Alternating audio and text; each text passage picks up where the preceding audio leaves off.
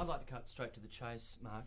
That chase being, so far as I saw it, car, Boat. foot, Yep. bike, Yep. boat, horses and plane. Was there any kind of thing you missed out on in terms of what could chase something else? Definitely, there's always things you miss out. You know, no crocodiles, Crocodiles. no kangaroos. Mm-hmm. You know, trying to make a little bit, to involve Australia into it a little bit, but missed out on that. But ultimately, you know, my idea was to set all the action sequences in the 4 elements: water, air, you know, so on. And obviously, the opening sequence, without giving too much away, is spellbinding. How many injuries occurred in the opening few sequences? We had one really bad injury in the opening sequence at Lake Garda with a stuntman, Alfa Romeo, the car accident, but he's fully recovered now. So that's really. That must be a terrifying thing, though. Once when you're in a movie like this, and the chances for danger. As the director, is that in the back of your head when you start the filming on an action sequence? Yeah, constantly. It's always in the back of your head, and you also, you know, Daniel's a very physical actor, so he does a lot of the stunts himself. So you're always at the edge of your seat, hope that nothing happens to your actor or to stunt people. But you know, all the stunt sequences are so well rehearsed prior to shooting that you really try to take all the precautions, and you have so many experts and engineers working on it that you hope really that nothing happens. The film's fantastic. Congratulations. There must be a word that you're very happy to hear, because I would expect that there's a fair amount of pressure on anybody who's taking over what is the longest running film franchise in history. Oh, Police Academy. Oh, that's true. Forget about that. Police Academy, which I might do next. Yeah, exactly. You know, I think Police Academy 25. Yes. Did you feel that pressure? Yeah, no, it was a huge pressure because Casino Royale was the most successful Bond ever, and you know, and Daniel has obviously proven himself in that one. So this time they chose a director who has never done action before. Yep. And sort of the focus was a little bit shifted onto me, and there was enormous amount of pressure, because you suddenly wake up in the night and said, okay, I'm going to sink this boat. Bond 22 will be the last one. It survived Timothy $200 million. Actually, having done Quantum of Solace, do you now want to go back to, say, Finding Neverland and put a car chase in? Or some explosions. Yeah, I actually always, that was something when I look back at these movies, I actually always missed, but the studio at the time didn't want to pay for it. Okay. You know, at the end moment that actually Jay and Barry, at the moment of the premiere, blows up the theater, for instance. You've said you were surprised to be asked to do this. Now, you're a man who has turned down quite a few films, Brokeback Mountain, various others. Why were you surprised to get the tap? You know, I always like to switch genres, and that's like after Monsters Ball, I turned down Brokeback Mountain, and then the same after Finding Neverland, the Harry Potter franchise. So it was always something I have done before already. Like, now they offered me Bond 23, and I didn't want to do it, and really honored about it. But I just like to switch genre again and do something else. Now, there's been some controversy over the title, Quantum of Solace. I think it's a great title, because it reminds me of a Police album from the 80s. It's got that sort of... but obviously, the reaction for the box office... It's not Octopussy, but it's... Yeah, now that's classy. That is classy. And the good thing is, you know, I got my Quantum of Solace when I heard the US box office numbers. I really got that. And a small piece of satisfaction. Exactly. So finally the title made sense to me. Yeah. You know, after all that time. Well, exactly. Well, now, Dan, when we talk about the pressure in this franchise, did you go back, do you feel like responsible for the entire body of work, or did you just look at Casino Royale and see this is obviously following on just minutes after? Did you kind of had any sense of the rest of Bond? No, I mean, I basically, when I started, I thought, okay, I want to make the Bond I always imagined I wanted to go and see. So I went back and saw some of the Bond movies I really loved, and it's pretty much the early ones in the 60s. The harder.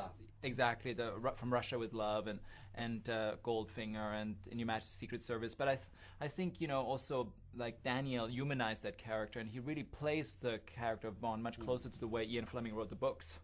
Yeah, actually, I'm just looking at the poster of Daniel behind you. Obviously, you guys get to keep the suits, because I think that's Daniel's jacket you're wearing. How did you know? You must have a very good eye for fashion.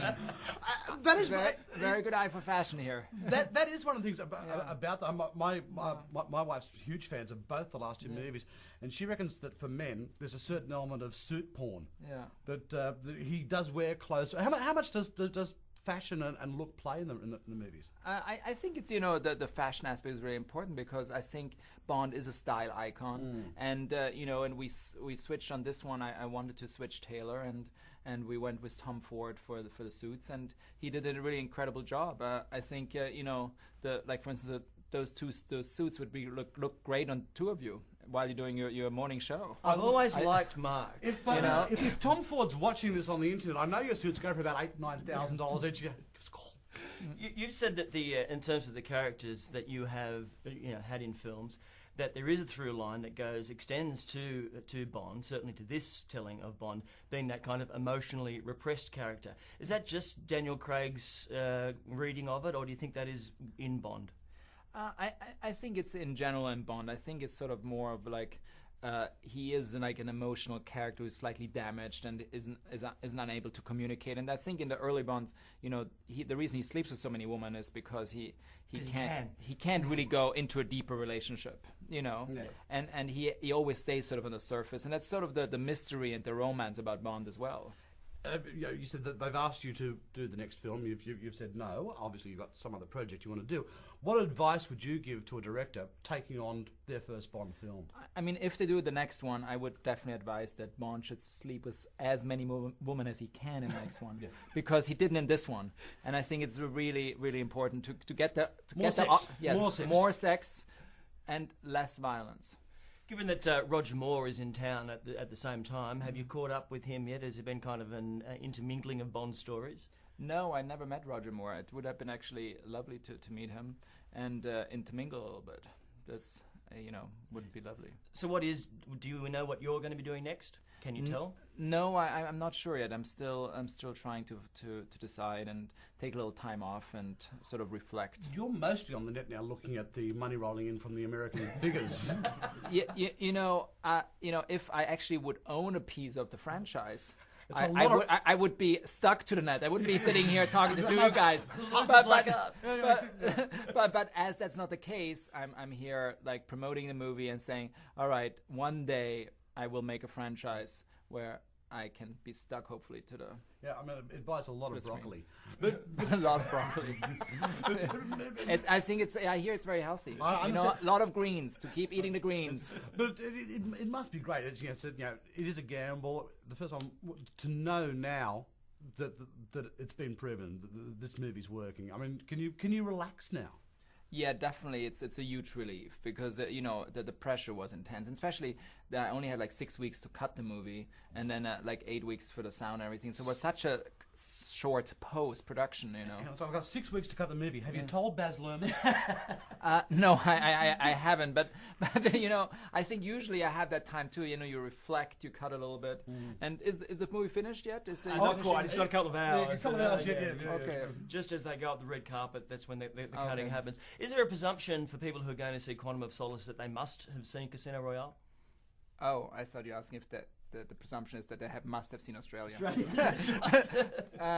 I think they don't have to, but it helps because I think it's just to refresh their mind and pop in the DVD quickly, and you can fast forward, but just to get a few little refresher is a good idea. And which bits from the last movie would you fast forward, director of new movie?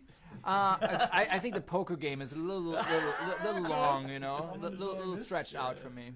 Mark, look, it's lovely to talk to you. Congratulations on the film, and thank you so much. And I hope the two of you go and see it again. I think you should. Would love to. Don't you worry, we will. And pay this time, please. Right, okay. How does he know we didn't pay last time? Because we're here. Yes.